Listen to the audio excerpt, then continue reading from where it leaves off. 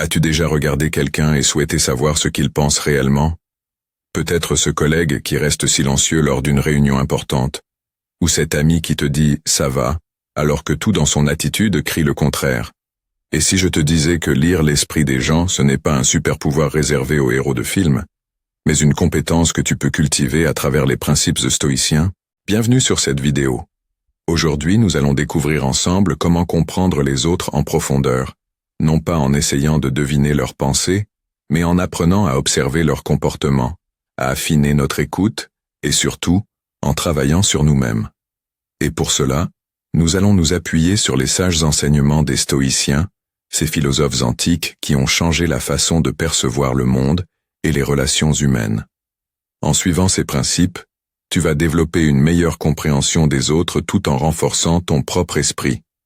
Prépare-toi, car cette vidéo va changer ta façon d'interagir avec ceux qui t'entourent.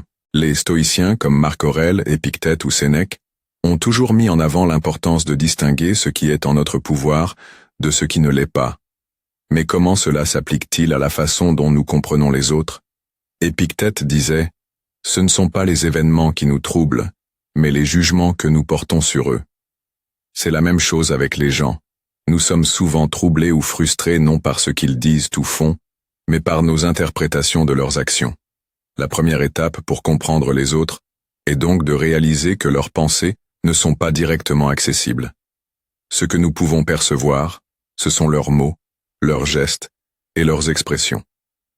Notre travail en tant que stoïciens modernes est de pratiquer l'observation sans jugement précipité. Les stoïciens insistaient sur l'importance de l'introspection. Si tu veux lire l'esprit des autres, commence par comprendre ton propre esprit. Pourquoi? Parce que nos propres biais, émotions et préjugés influencent la façon dont nous percevons les autres. Prenons un exemple concret. Imagine que quelqu'un t'ignore lorsque tu lui adresses la parole. Naturellement, tu pourrais penser « il m'en veut » ou « je ne suis pas important à ses yeux ». Mais en réalité, cette personne est peut-être simplement distraite par un problème personnel. Marc Aurèle écrivait dans ses Pensées pour moi-même « L'âme se colore des pensées qui l'occupent ». En prenant conscience de nos propres schémas de pensée, nous pouvons mieux distinguer ce qui relève de notre interprétation et ce qui reflète véritablement l'autre personne. Pour pratiquer cela, essaie de te poser ces questions lors de tes interactions. Quelle est ma première réaction? Est-elle rationnelle ou émotionnelle? Est-ce que je projette mes propres insécurités sur cette situation? Quelles autres explications pourraient exister pour ce comportement? Lire l'esprit des gens, c'est avant tout être attentif à leurs signaux. Les stoïciens nous apprennent à observer calmement, sans juger, et cette compétence est cruciale ici. Premier. Le langage corporel. Les micro-expressions, la posture, ou encore les gestes sont des indicateurs précieux. Quelqu'un qui croise les bras peut paraître défensif, mais cela peut aussi signifier qu'il a froid. Toujours garder un esprit ouvert et considérer le contexte. Deuxième, l'écoute active. Trop souvent, nous écoutons pour répondre et non pour comprendre. Adopte une posture stoïcienne. Reste présent et concentre-toi uniquement sur les mots de l'autre, sans préparer mentalement ta réponse. Troisième, les mots choisis.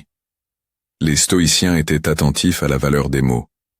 Lorsqu'une personne utilise un langage émotionnel, « je suis écrasé » par tout cela, cela révèle souvent l'état de son esprit. Un exercice pratique.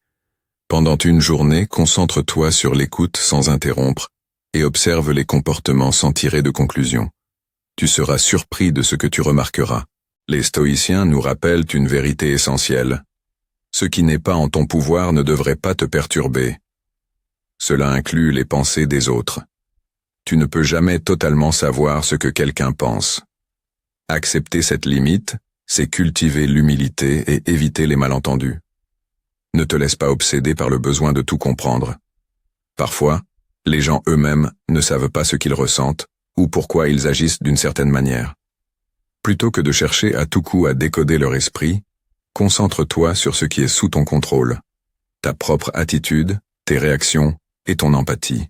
Pour conclure cette exploration, Voici quelques exercices approfondis que tu peux mettre en pratique pour affiner ta compréhension des autres tout en cultivant ton propre équilibre intérieur.